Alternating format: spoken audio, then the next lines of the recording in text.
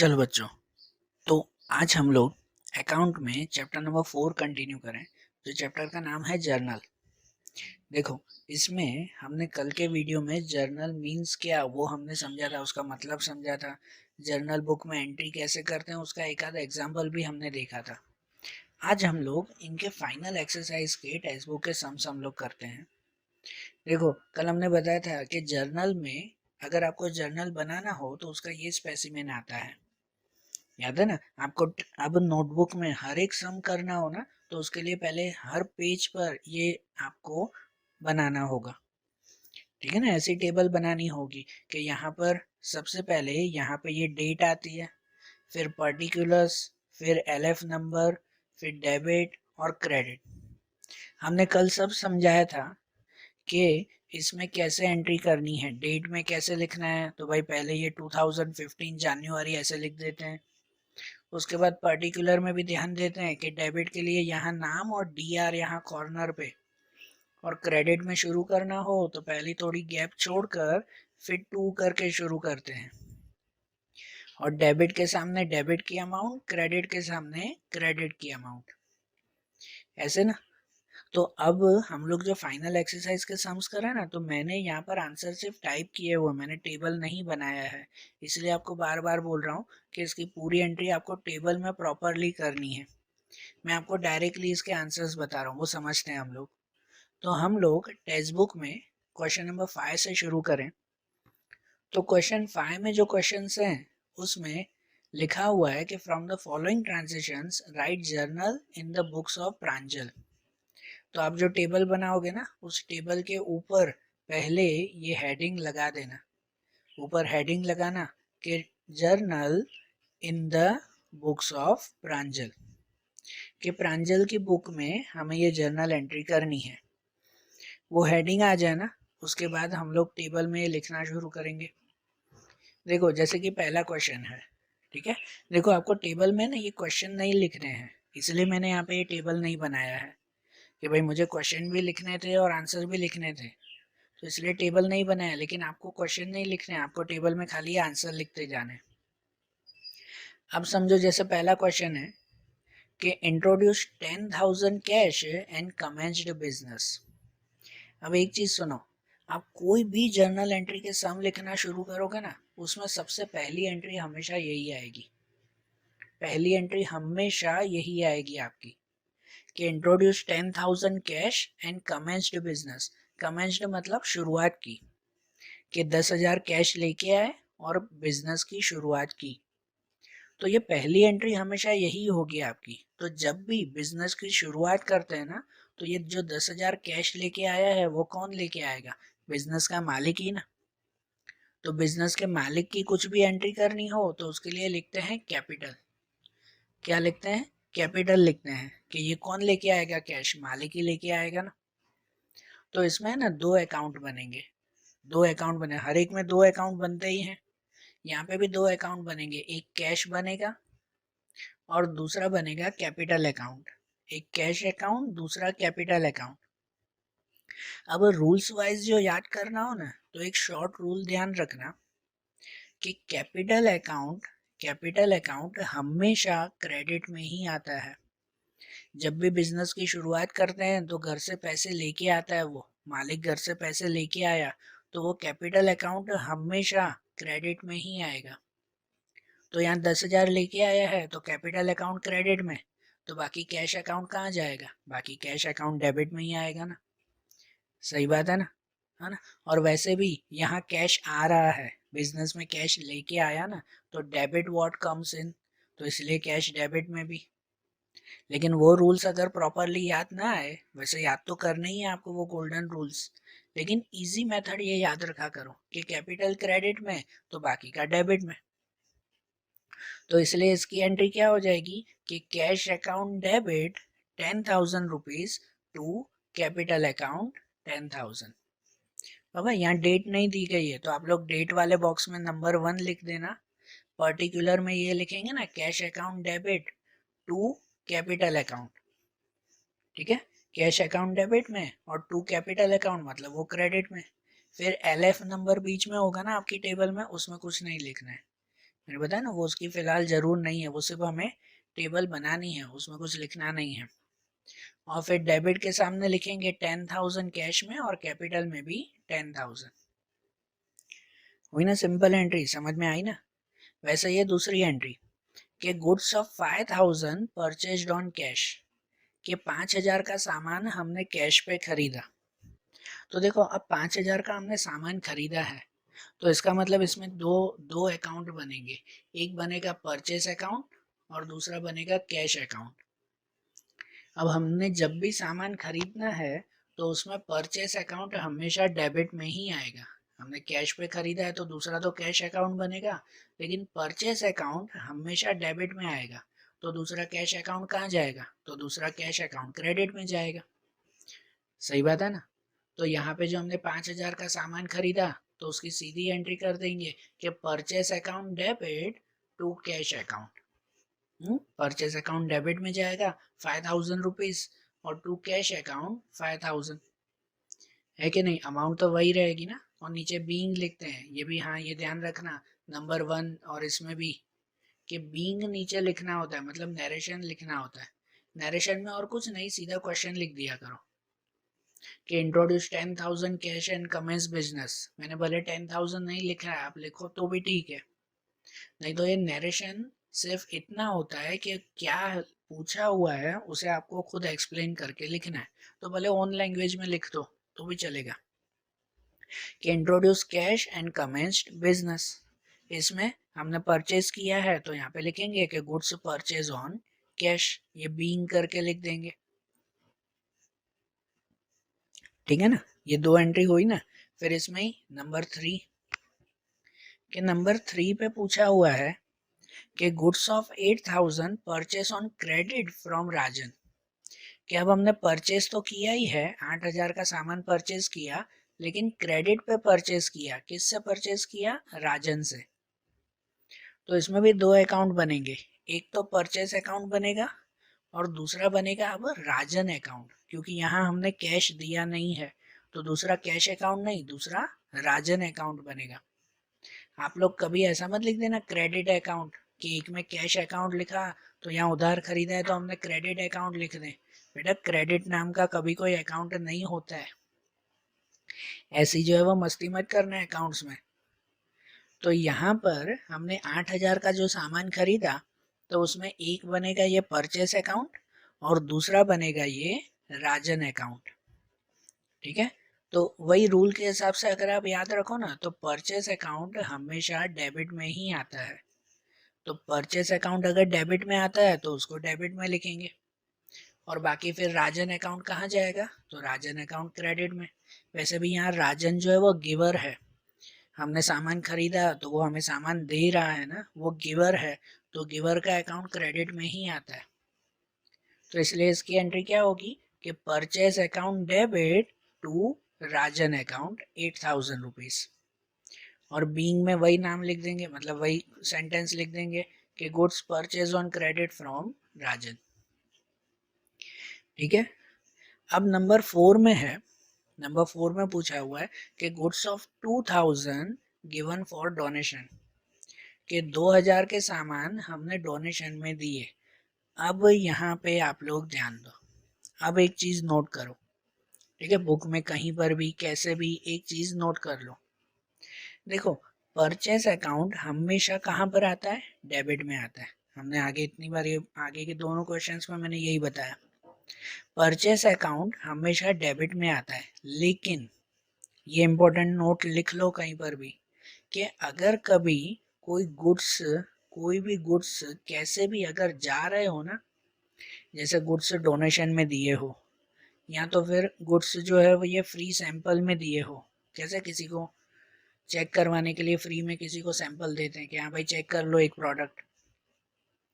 तो गुड्स, हाँ सिर्फ कैश नहीं, सिर्फ गुड्स, सिर्फ गुड्स अगर डोनेशन में दिए हो, अगर गुड्स फ्री सैंपल में दिए हो, या तो गुड्स चोरी हो गए हो, सिर्फ गुड्स की बात कर रहा हूँ, अगर वो चोरी हो गए हो, जल गए, खराब हो गए, टूट फूट गए, डैमेज हो गए, कुछ भी प्रॉब्लम हो, तो गुड्स की कोई भी प्रॉब्लम हो ना, कि अगर गुड्स जा रहे हैं तो उसमें परचेस अकाउंट हमेशा क्रेडिट में आता है, खाली यही कंडीशन में।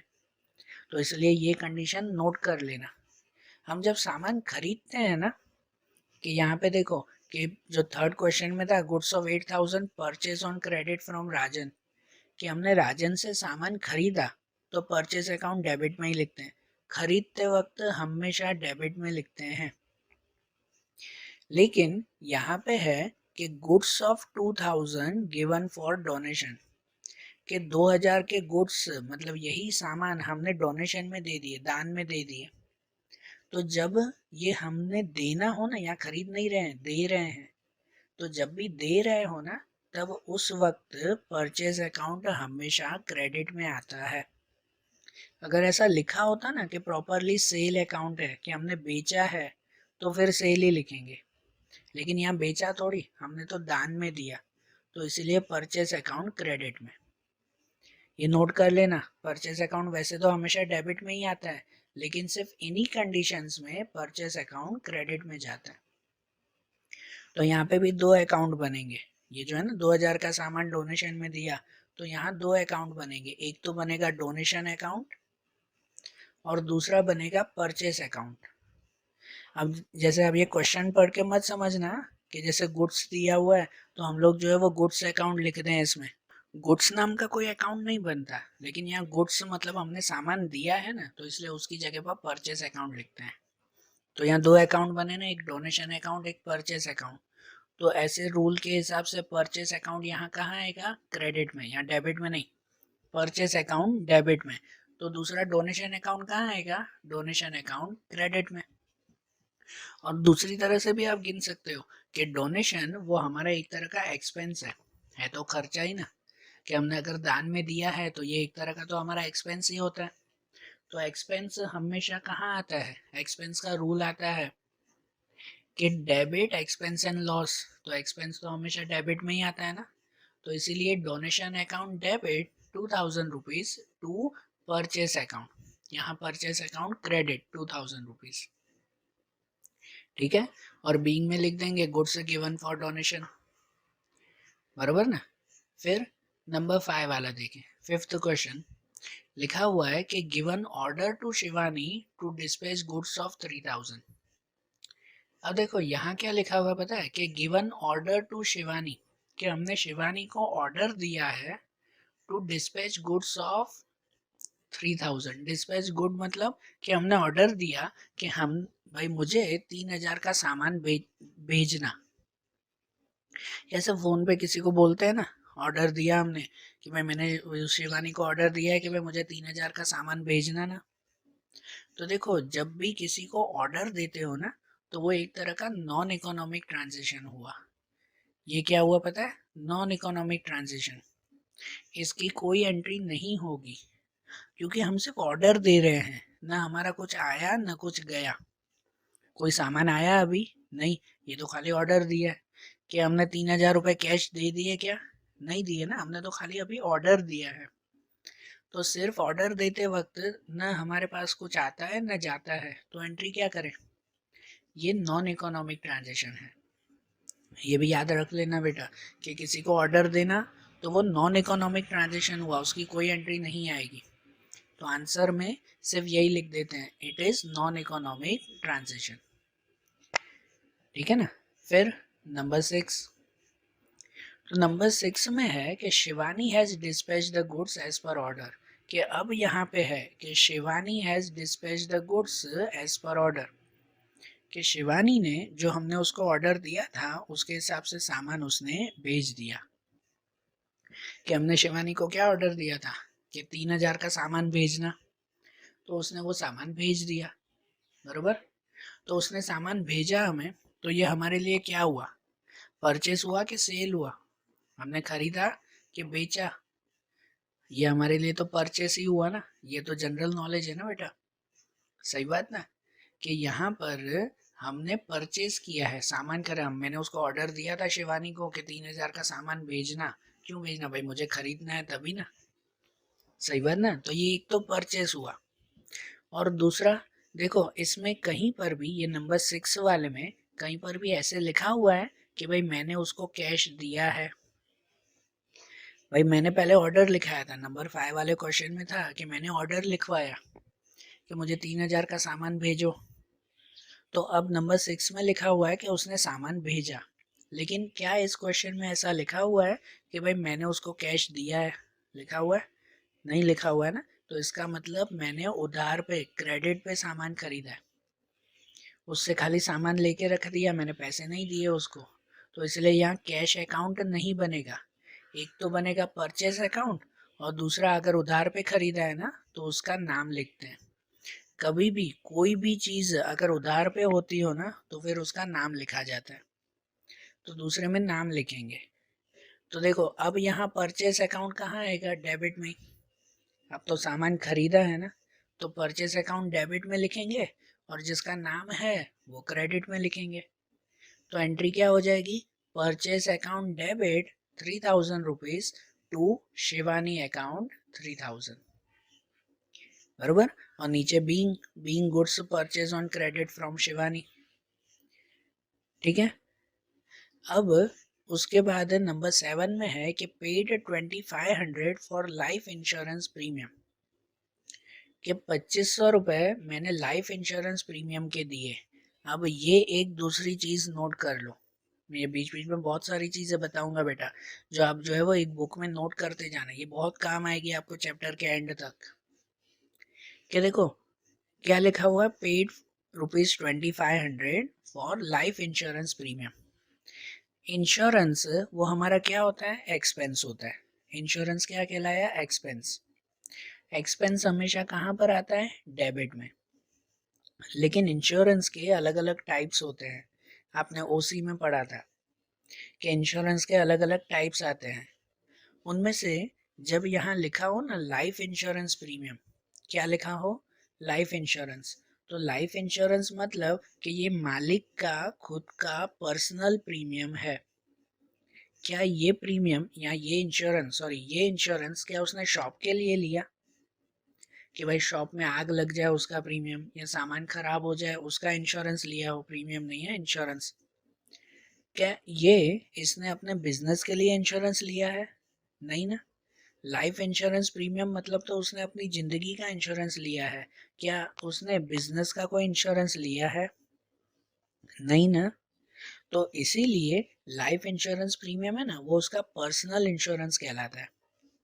और अगर पर्सनल कोई भी चीज हो ना, उसके पर्सनल कोई भी खर्चा हो ना, ध्यान देना, मालिक का कोई भी पर्सनल एक्सपेंस हो ना, तो उसके पर्सनल एक्सपेंस हमेशा लिखते हैं ड्राइंग अकाउंट में। पर्सनल एक्सपेंस हमेशा किस में लिखे जाते हैं? ड्राइंग अकाउंट में लिखे जाते हैं। ड्राइंग मतलब क्या कहलाता है? तो ड्राइंग मतलब ये कहलाता है कि बिजनेस में से अपने घर के लिए कुछ पैसे ले जाना, या तो बिजनेस में से अपने पर्सनली कुछ पैसे खर्च करना, तो उसे ड्राइंग कहते हैं। अगर यहाँ आपको क्वेश्चन में खाली इतना दिया हुआ था ना कि अगर लाइफ न लिखा होता और सिर्फ लिखा होता इंश्योरेंस प्रीमियम, कि 2500 रुपये इंश्योरेंस प्रीमियम दिए, तो इसका मतलब वो इंश्योरेंस बिजनेस के हैं, है ना, तो वो बिजनेस का खर्चा होता, तो उसको एक्सपेंस की तरह लिखते। लेकिन जब लाइफ इंश्योरेंस दिया हुआ है यहाँ पर, तो इसका मतलब ये बिजनेस का कोई इंश्योरेंस नहीं है, ये तो उसका प्राइवेट खर्चा है, उसका पर्सनल खर्चा है। तो मालिक का पर्सनल खर्चा वो हमेशा ड्राइंग अकाउंट में लिखा जाता है। इसे अच्छी तरह से नोट कर लो, आगे भी बहुत ऐसी चीजें आएगी कि कोई भी मालिक का पर्सनल खर्चा हो तो उसे हमेशा किस में लिखा जाता है? ड्राइंग अकाउंट, और कोई नाम नहीं। ठीक है।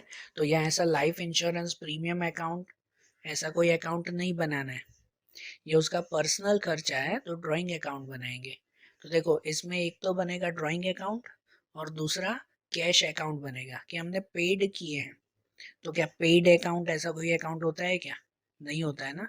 हाँ, काफी सारे स्टूडेंट मैंने खुद देखे ऐसा लिख के आता है पेड अकाउंट। अरे पेड अकाउंट थोड़ी कोई अकाउंट बनता है। पे किया तो क्या किया हमने? पत्थर थोड़ी दिया उसको, उसको तो कैश ही दिया ना हमने। ठीक है ना।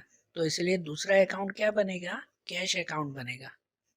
तो अब ये भी रूल कि ड्राइंग अकाउंट हमेशा डेबिट में ही आता है, उसका पर्सनल खर्चा है ना, तो ड्राइंग अकाउंट हमेशा किस में आएगा? डेबिट में आएगा। तो ड्राइंग अकाउंट तो डेबिट में 2500, तो बाकी कैश कहाँ पे? तो बाकी का कैश क्रेडिट में। अगर एक अकाउंट डेबिट में तो दूसरा क्रेडिट में ही ना। Drawing account debit to cash account, तो टू कैश अकाउंट क्रेडिट में 2500। ठीक है। और वैसे भी कैश का रूल अगर देखो तो क्रेडिट व्हाट गोज आउट, यहाँ कैश जा रहा है ना, हमने दे दिए पैसे तो कैश जा रहा है, क्रेडिट व्हाट गोज आउट, तो इसलिए वो क्रेडिट में ही आएगा। बरोबर। तो इसकी एंट्री क्या हो जाएगी, drawing account debit 2500 to cash account, और यहाँ पे लिखेंगे being paid for life insurance premium. ठीक है, समझ में आ रहा है। अब जो है वो माइंड में बैठ रहा है ना कि जर्नल एंट्रीज कैसे करनी है हमें। अब ये हमने जो है वो क्वेश्चन नंबर 5 देखा। अब ऐसे ही फाइनल एक्सरसाइज का क्वेश्चन नंबर 6 देखें। अब क्वेश्चन 6 में हमें एक स्टेप आगे चलना है। एक स्टेप आगे मतलब कि अब क्वेश्चन नंबर 6 में हमें कंबाइन जनरल एंट्रीज करनी है। क्या करनी है, कंबाइन जनरल एंट्री। तो कंबाइन जनरल एंट्री क्या होता है, अभी तक जो हमने क्वेश्चन नंबर 5 किया, उस क्वेश्चन 5 में क्या था कि क्वेश्चन 5 में एक एंट्री डेबिट में होती थी, एक एंट्री क्रेडिट में होती थी, ऐसा ना। एक डेबिट में एक क्रेडिट में, हमेशा ऐसे ही एंट्री आई ना क्वेश्चन नंबर 5 में। लेकिन अब कभी कभी कंबाइन एंट्री आएगी, मतलब ऐसा कि डेबिट में 2-3 एंट्री, डेबिट में एक ही नहीं, डेबिट में 2-3 एंट्री और क्रेडिट में एक ही एंट्री, या कभी क्रेडिट में 2-3 एंट्री आएगी और डेबिट में एक ही नाम लिखेंगे। हमेशा क्या होता था, अभी तक क्वेश्चन 5 में सब में 2-2 अकाउंट बन रहे थे, एक को डेबिट में एक को क्रेडिट में लिख देते थे। लेकिन अब 2-2 अकाउंट नहीं, अब 3-3 4-4 5-5 अकाउंट भी बनेंगे एक एक में। तो उनमें से कुछ डेबिट में लिखेंगे, कुछ क्रेडिट में लिखेंगे, और वो समझना है कौन सा डेबिट में और कौन सा क्रेडिट में। हर सम में दो चीजें याद रखो, कोई भी जर्नल एंट्री का सम करना हो खाली दो रूल याद रखो। पहले क्वेश्चन ध्यान से पढ़ो और उस क्वेश्चन में कौन कौन से अकाउंट बन रहे हैं वो पहले नक्की कर लो। ठीक है, या तो रफ में लिख लो कि इसमें ये सब अकाउंट बनेंगे, और उसके बाद उन अकाउंट में रूल लगाते जाओ जो हमारे गोल्डन रूल्स हैं। अगर 4 अकाउंट समझो, एक क्वेश्चन में से 4 अकाउंट बन रहे हैं, तो चारों में गोल्डन रूल देख लो, तो खुद ब खुद बैठ जाएगा कि ये अकाउंट डेबिट में लिखना है, ये अकाउंट क्रेडिट में लिखना है। लेकिन इतना रूल और इतना लॉजिक वो तो आपका खुद का लॉजिक लगाना पड़ेगा कि कौन सा अकाउंट बनाना है, वो खुद का लॉजिक। जैसे मैंने अभी आपको एग्जांपल दिए, कैश दिया तो उसकी जगह पर पेड अकाउंट ऐसा नहीं लिखते। ठीक है ना, कि कभी गुड्स अकाउंट ऐसा नहीं लिखते, ऐसे अकाउंट्स नहीं बनते। तो कौन से अकाउंट बनाने हैं पहले वो क्लियर, और अकाउंट क्लियर हो जाए तो फिर रूल्स लगा लो। ठीक है, तो अब देखो, अब क्वेश्चन नंबर 6 में शुरुआत करें, इनकी एंट्रीज देखें। तो क्वेश्चन 6 में लिखा हुआ है इसमें कि transaction for capital and drawings, कि ये तो क्वेश्चन 6 जो है ना वो खाली कैपिटल और ड्राइंग रिलेटेड है, इसमें खाली इसी की एंट्रीज है। कैपिटल किसे कहते हैं, कैपिटल मतलब कि मालिक जो घर से बिजनेस में पैसे लेके आता है, पैसे या दूसरी कोई भी चीज लेके आए तो उसे कैपिटल कहते हैं। बरोबर। और अगर बिजनेस से घर पे कुछ भी चीज लेके जाए, घर पे मतलब अपने प्राइवेट के लिए कुछ भी चीज लेके जाए पर्सनली, तो उसे ड्राइंग कहते हैं। ठीक है, तो ये वाले क्वेश्चन में ना कोई परचेज सेल वो एंट्रीज नहीं आएगी, सब में कैपिटल और ड्राइंग की एंट्रीज है इसमें। तो लिखा हुआ है कि right journal entries for the following transactions in the book of Shubham. तो पहले वो टेबल बना लो क्वेश्चन के लिए और ऊपर हेडिंग लगा लो कि journal entries in the book of Shubham. बरोबर। तो अब इसमें शुरुआत करें कि जैसे नंबर 1, इसमें तो डेट भी दी गई है, तो आप वो डेट में अच्छी तरह से लिखना कि जनवरी 1 2014 ऐसी डेट है। क्या लिखा हुआ है इसमें कि introduce goods of 10,000, cash 15,000, furniture 5,000, debtor 10,000 and commenced business. मैंने आपको क्या बोला कि हर सम में पहला क्वेश्चन यही होगा, कमेंस्ड बिजनेस मतलब बिजनेस शुरुआत की। और बिजनेस कैसे शुरुआत करते हैं कि जैसे क्वेश्चन 5 में था ना कि भाई इतना कैश लेके आए और बिजनेस की शुरुआत की, तो जरूरी थोड़ी है बिजनेस शुरू करने के लिए खाली कैश ही लेके आए, दूसरी चीजें भी तो लेके आते हैं ना, है कि नहीं।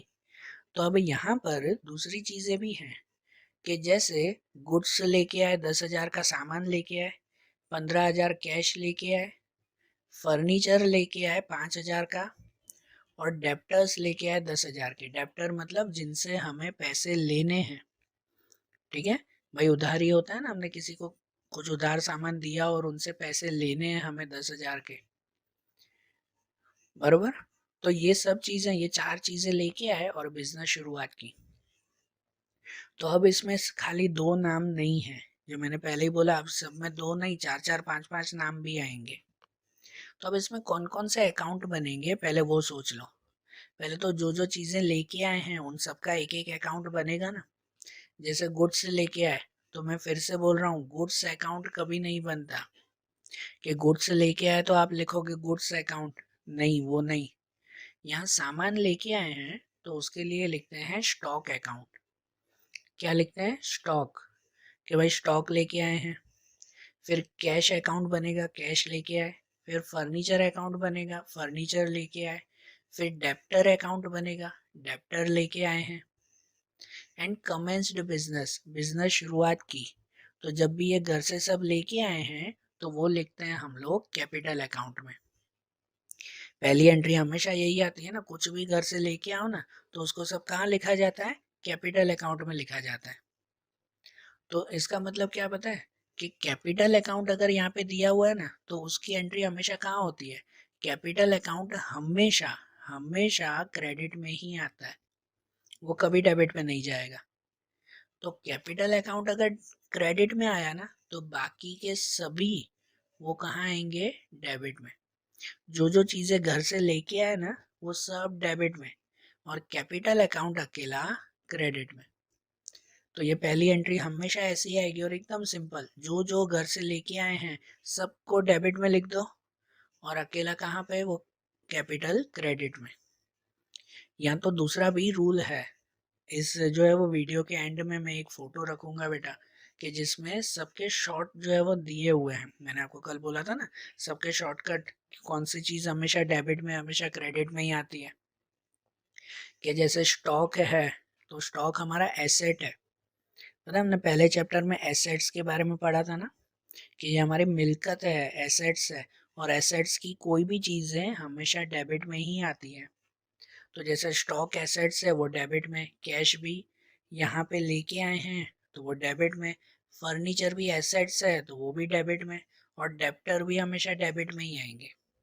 तो इसलिए देखो ये चारों चीजें डेबिट में और क्रेडिट में कैपिटल अकाउंट। तो यहाँ पे अब जो जर्नल एंट्री करेंगे ना, तो जर्नल एंट्री में डेट में लिखना पहले January 1, 2014, डेट वाले कॉलम में।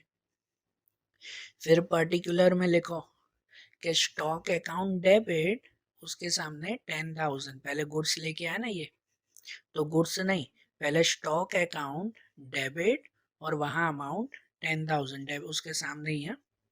फिर दूसरा क्या लेके आए? कैश 15,000 का, तो वो भी डेबिट में, उसके ही नीचे डेबिट में ही कैश अकाउंट डेबिट 15,000। फिर फर्नीचर लेके आए 5,000 का, तो फर्नीचर अकाउंट डेबिट 5,000। और फिर डेप्टर्स लेके आए 10,000 का, तो डेप्टर्स अकाउंट डेबिट 10,000। चारों डेबिट में ना, तो आखिरी में क्रेडिट में लिखेंगे टू कैपिटल अकाउंट।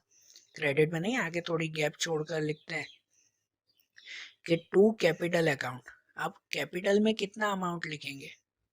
तो कैपिटल में क्या करेंगे पता है? इन चारों का टोटल। एक चीज हमेशा याद रखो, कोई भी एंट्री में डेबिट और क्रेडिट का टोटल इक्वल होना चाहिए। तो डेबिट में जितना भी आया ना, क्रेडिट में उसका टोटल लिखेंगे हम लोग। तो यहाँ हमने ये 4 चीजें लेकर आए घर से, तो चारों चीजों को मिलाकर टोटल कितना सामान लेके आए? 40,000 का सामान लेके आए।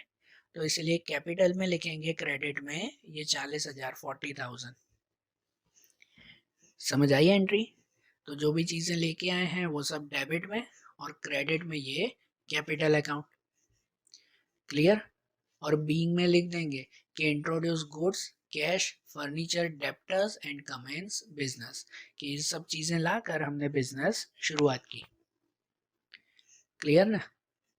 समझ आई ना? अब इसमें ही दूसरी एंट्री, अब जनवरी 12 में दिया हुआ, 1 के बाद सीधा 12 जनवरी दिया हुआ है, उसमें लिखा हुआ है कि personal motor car sold for 80,000 and introduce 50,000 in business.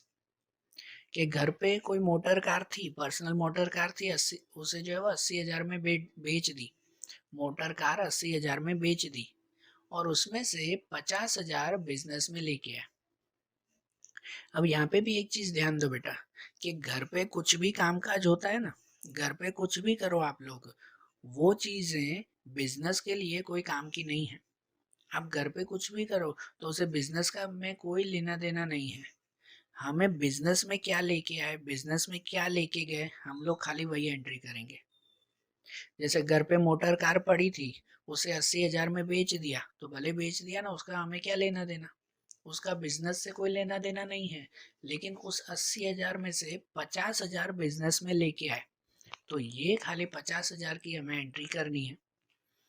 ठीक है, हम लोग 80,000 की एंट्री नहीं करेंगे, हम लोग एंट्री सिर्फ 50,000 की करेंगे, क्योंकि बिजनेस में तो खाली 50,000 ही लेके आए ना, वो 80,000 तो भले उन्होंने बाकी के 30,000 अपने घर पे रख दिए, तो वो तो उनका काम। बिजनेस में क्या लेके आए, 50,000 लेके आए।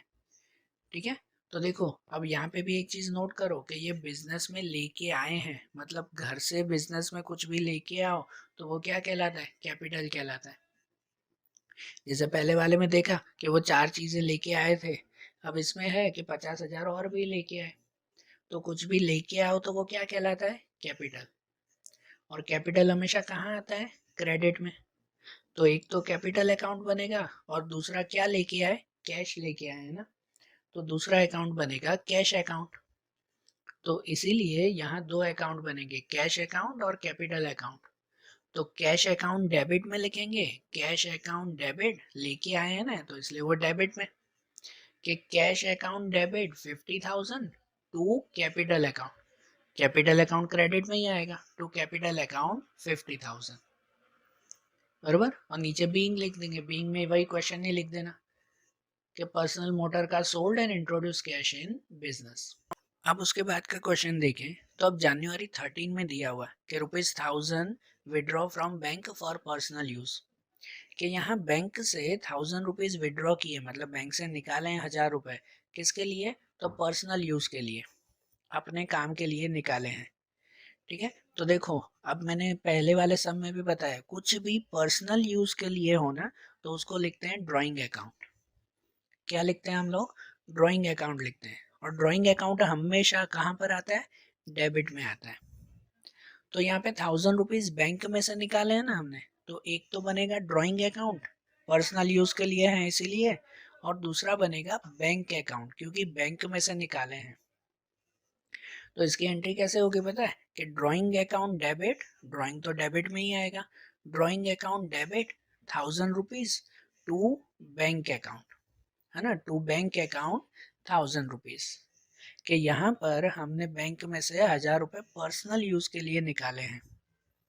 और कोई यूज के लिए होते तो वो लिखते, लेकिन पर्सनल यूज में है तो हम लोग हमेशा क्या लिखेंगे, ड्राइंग अकाउंट ही लिखेंगे, बरोबर है ये। अब उसके बाद वाली एंट्री, उसके बाद नंबर 15 दिया हुआ है कि income tax refund of 500 of owner of sole proprietor deposited with bank account of business.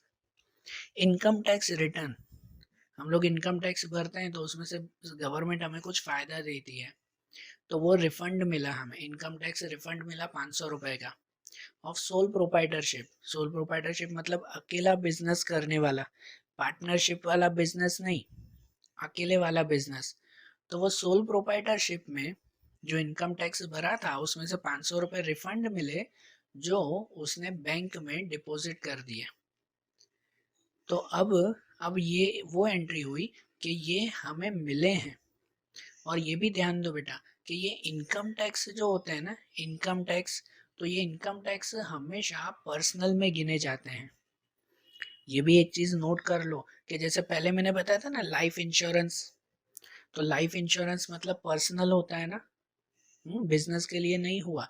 वैसे ये इनकम टैक्स, तो वो इनकम टैक्स भी बिजनेस के लिए नहीं हुआ, ये उसका पर्सनल टैक्स हुआ। अगर बिजनेस के लिए होता ना तो उसका प्रोफेशनल टैक्स लिखा होता, इनकम टैक्स नहीं, ये उसका पर्सनल टैक्स है। और उसने पर्सनल टैक्स जो मिला ना 500 रुपए, वो उसने bank account of business, business के बैंक अकाउंट में भर दिया।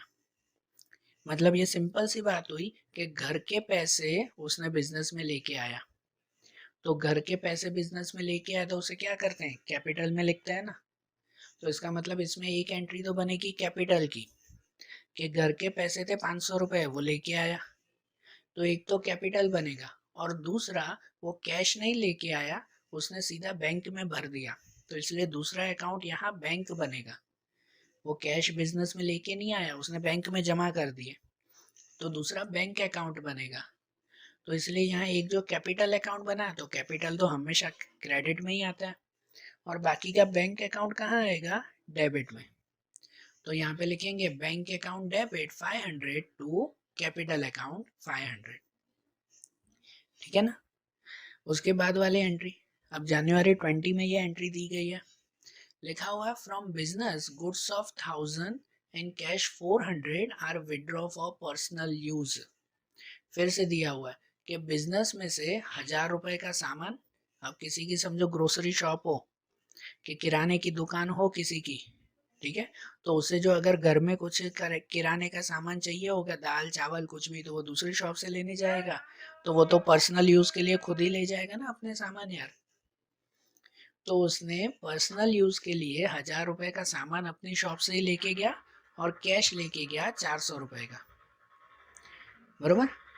तो पर्सनल यूज के लिए लेके गया है, तो एक तो कौन सा नाम बनेगा, ड्राइंग बनेगा, और दूसरा गुड्स लेके गया, तो यहाँ गुड्स लेके गया है ना, तो ये भी नोट करो कि गुड्स कभी भी बिजनेस से जा रहे हो तो उसमें परचेज अकाउंट क्रेडिट में लिखते हैं। आगे मैंने बताया ना कि गुड्स डोनेशन में दिए हो, या घर पे लेके गए हो, चोरी हो गए हो, कुछ भी हो, बिजनेस से गुड्स अगर बाहर जा रहे हैं तो परचेज अकाउंट क्रेडिट में लिखते हैं। तो इसलिए यहाँ गुड्स के लिए नाम क्या बनेगा, परचेज अकाउंट बनेगा, और तीसरा बनेगा कैश अकाउंट। तो यहाँ 3 अकाउंट बने, एक ड्राइंग अकाउंट, एक परचेस अकाउंट, एक कैश अकाउंट। तो जिसमें से ड्राइंग अकाउंट तो हमेशा डेबिट में आता है, ड्राइंग अकाउंट डेबिट में आया, तीनों के रूल देख लो, तो ड्राइंग अकाउंट तो डेबिट में ही आएगा, तो ड्राइंग अकाउंट डेबिट में लिखेंगे, अमाउंट वाले बाद में लिखना, ड्राइंग अकाउंट डेबिट में।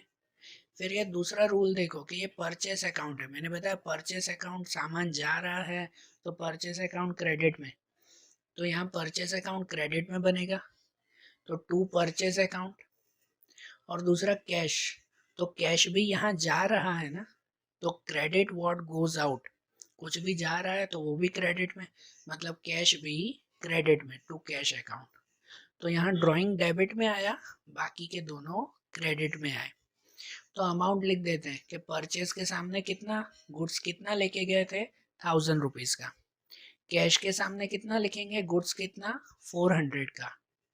तो क्रेडिट में ये दोनों लिखे हैं, तो डेबिट में ड्राइंग के सामने क्या लिखेंगे, तो ड्राइंग में इन दोनों का टोटल, जितना क्रेडिट में उतना ही डेबिट में भी होना चाहिए ना, इक्वल होना चाहिए ना, तो इसलिए इन दोनों का टोटल यहाँ पे लिखेंगे, कितना टोटल लिखेंगे, 1400, कि भाई घर पे पर्सनल यूज के लिए वो 1400 का सामान लेके गया है, 1000 का सामान, 400 रुपए कैश।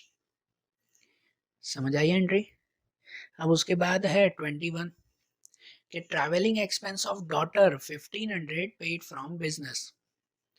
देखो क्या दिया हुआ है, ट्रैवलिंग एक्सपेंस ऑफ डॉटर है, जो बिजनेस का मालिक है ना, उसकी बेटी कहीं ट्रैवल करने, कहीं घूमने गई है, तो उसका खर्चा 1500 रुपए पेड फ्रॉम बिजनेस। तो ये तो घर का खर्चा हुआ ना, मालिक की बेटी घूमने जा रही है, तो ये तो घर का खर्चा हुआ, बिजनेस का खर्चा थोड़ी है। तो ये घर का खर्चा है, और दिया बिजनेस में से, तो घर का कोई भी खर्चा हो, मतलब ये पर्सनल यूज, प्राइवेट खर्चा है, तो उसके लिए हमेशा कौन सा अकाउंट बनाते हैं, उसके लिए हमेशा ड्राइंग अकाउंट बनाते हैं।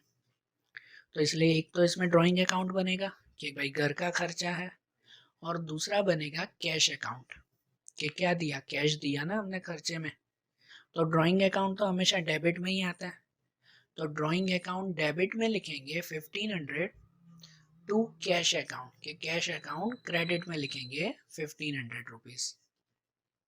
बरोबर, सिंपल हुआ ना ये।